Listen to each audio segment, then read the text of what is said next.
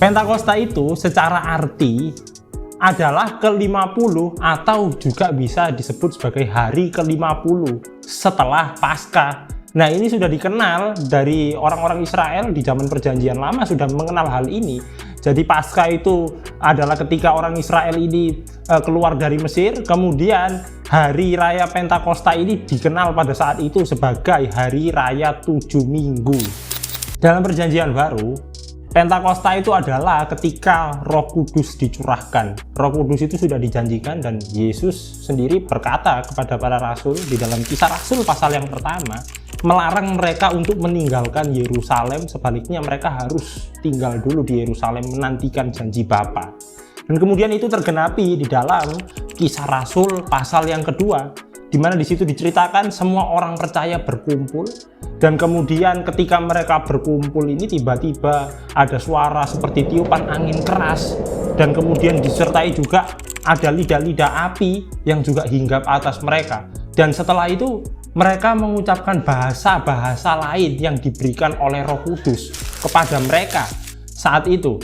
Dan di situ orang-orang banyak berkerumun dan menjadi tercengang karena ternyata para rasul di situ berbicara dalam bahasa-bahasa orang-orang ini, dalam berbagai dialek bahasa mereka dari berbagai daerah. Dan kemudian mereka menjadi tercengang dan bingung bagaimana hal ini bisa terjadi demikian. Nah, kalau kita melihat secara teologisnya, ini sebetulnya memiliki hubungan dengan apa yang terjadi di dalam peristiwa Menara Babel di dalam Perjanjian Lama. Mengapa demikian? Kalau kita ingat baik-baik di dalam Perjanjian Lama ketika peristiwa Menara Babel, pada saat itu Allah mengacaukan bahasa manusia. Dan di dalam Kisah Rasul 2, tepatnya pada hari Pentakosta, Allah mempersatukan kembali mereka ini yang terpecah-pecah ini, kembali dipersatukan di situ sehingga mereka bisa saling mengerti satu sama lain. Padahal ini orang ini bukan dari daerahku, tapi dia bisa berbicara demikian menggunakan bahasa-bahasa dari berbagai orang di sana, dari daerah yang berbeda.